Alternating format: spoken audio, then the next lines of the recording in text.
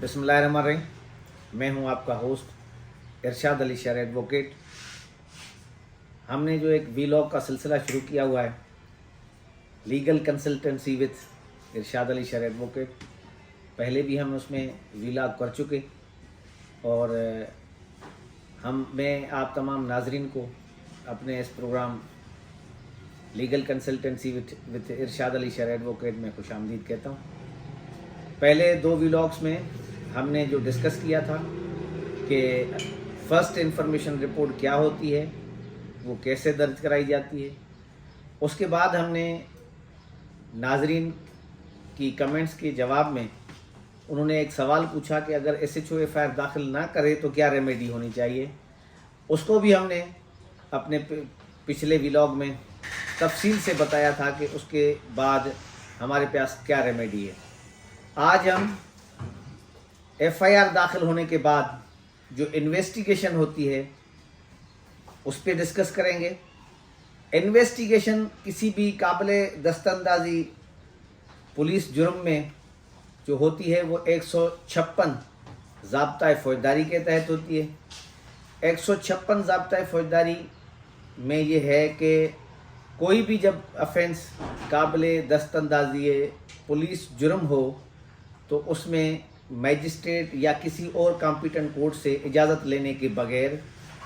कोई भी police officer किसी की हिदायत पे या अपने तौर पर उस मामले की तफ्तीश कर सकता है जिसमें उस थाने की हुदूद में कोई ऑफेंस या कोई वाक़या हुआ हो, सवाए 497 और 498 पाकिस्तान पेनल कोड के, जो कि एडल्ट्री और किसी औरत को जो मैरिड हो, पता हो कि ये किसी और के साथ मैरिड है लेकिन दूसरा बंदा उसके साथ उसको कोई बरगला के किसी जना की नीयत से ले जाए, तो उसमें जो इन्वेस्टिगेशन होती है वो आजकल के जो कानून है उसके हिसाब से सेशन जज के पास उसकी प्रॉपर कंप्लेंट होती है। उस कंप्लेंट पे सेशन जज, जैसे 200 CRPC डायरेक्ट कंप्लेंट होती है, तो उसी की बुनियाद पर उसको इन्वेस्टिगेट कराता है, इंक्वायरी कराता है और एविडेंस जो तज़कियातुल शहूद है कानूनी शहादत की आर्टिकल 3 में, वो तज़कियातुल शहूद होता है। और वो जैसे आपको पता है कि शरई तौर पर 4 मोतबर तरीन गवाहों की उस केस में ज़रूरत होती है, तो वो इस तरह की डायरेक्ट कंप्लेंट के अलावा बाकी जितने भी ऑफेंसेस हैं जो काबिले दस्तंदाजी पुलिस जुर्म होते हैं उसकी तफ्तीश 156 ज़ाब्ता फ़ौजदारी में होती है। जो इन्वेस्टिगेशन ऑफिसर होता है वो अगर या स्टेशन हाउस ऑफिसर ये समझे कि ये जो ऑफेंस की इत्तला है, जिसकी इत्तला दी गई है, वो ऐसा कोई जुर्म नहीं हुआ, तो उस FIR को 157 ज़ाब्ता फ़ौजदारी के तहत वो बंद कर सकता है, वो क्लोज़ कर सकता है, उसको उसकी इन्वेस्टिगेशन से उसको रोक सकता है। जिस तरह नवाब मोहम्मद अहमद ख़ान के केस में शहीद जुल्फ़िकार अली भुट्टो साहब के ख़िलाफ़ जो FIR कटी थी, तो उसको पहले जब शहीद जुल्फ़िकार अली भुट्टो साहब वज़ीर-ए-आज़म थे तो उसको 157 ज़ाब्ता फ़ौजदारी में बंद किया गया था, उसको सीज़ किया गया था। लेकिन उसके बाद जब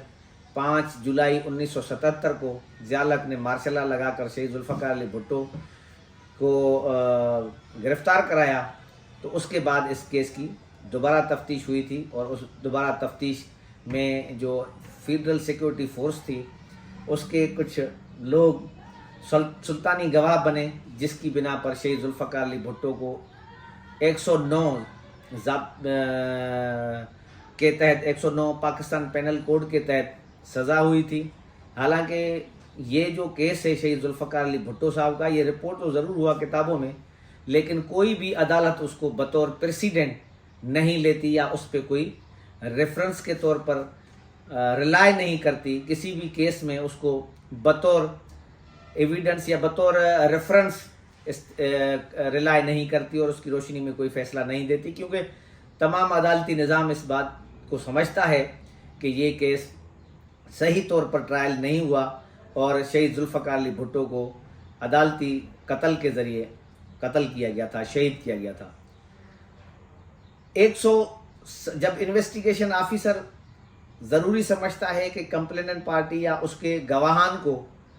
نوٹس کر کے بلائے تو وہ 160 کا نوٹس دیتا ہے ان کو بلا کے ان کے اسٹیٹمنٹ جو ریکارڈ کرتا ہے جو کہ بغیر دستخط کے ہوتے ہیں وہ 161 ضابطۂ فوجداری کے تحت وہ ریکارڈ کرتا ہے۔ 162 جو ضابطۂ فوجداری ہے وہ قدغن لگاتا ہے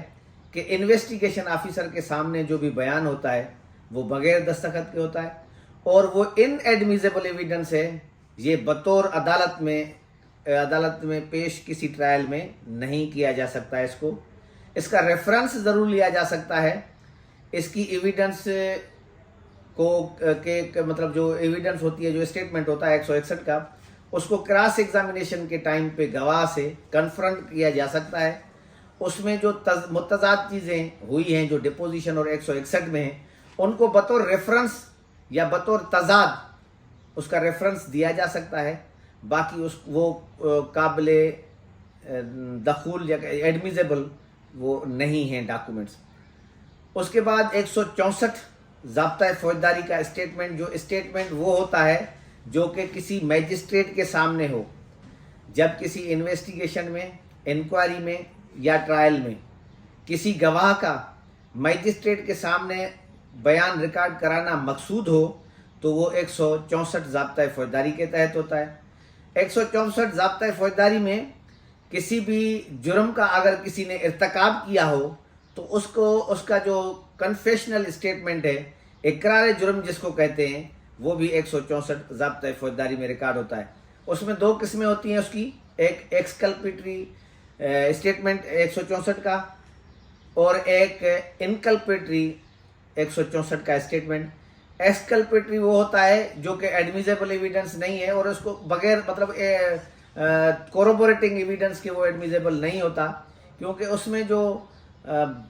ملزم ہوتا ہے وہ اقرار جرم تو ضرور کرتا ہے لیکن اپنے آپ کو اس سے بری الذمہ قرار دیتا ہے، تو اس پہ عدالت ایسے رلائے نہیں کرتی کہ جب تک اس کے ساتھ دوسری کوئی تصدیق کنندہ گواہی نہ ہو۔ اسی طریقے سے انکلپیٹری جو اسٹیٹمنٹ ہوتا ہے وہ ایڈمیزیبل ہوتا ہے کیونکہ اس میں ملزم یا مجرم جو ہے وہ اقرار جرم بھی کرتا ہے اور اس میں اپنے آپ کو بھی شامل رکھتا ہے۔ تو اس کے بعد یہ انویسٹیگیشن کا جو پروسیس ہے، جو انویسٹیگیشن کا کی جو سیکشنز ہیں وہ ایک ویلاگ میں لانا ممکن نہیں، تو انشاءاللہ اگلے ویلاگ میں پھر دوبارہ ملاقات ہوگی اور اس میں ہم 164 سے آگے جتنی بھی جو انویسٹیگیشن کے متعلق سیکشنیں ہیں ان پہ بحث کریں گے، ان کو ڈسکس کریں گے۔ تب تک کے لیے اجازت دیجیے، اگلے ویلاگ میں پھر ملاقات ہوگی۔ ایک اور گزارش ہے کہ یہ میں عام عوام کی سہولت کے لیے، ان کی قانونی مدد کے لیے یہ ویلاگس ریکارڈ کر رہا ہوں، تو آپ تمام ناظرین سے بھی یہ گزارش ہے کہ میرے اس یوٹیوب چینل کو زیادہ سے زیادہ شیئر کریں، زیادہ سے زیادہ سبسکرائب کریں اور گھنٹی کے بٹن کو دبانا نہ بھولیں۔ انشاءاللہ اگلے ویلاگ میں پھر ملاقات ہوگی۔ خدا حافظ۔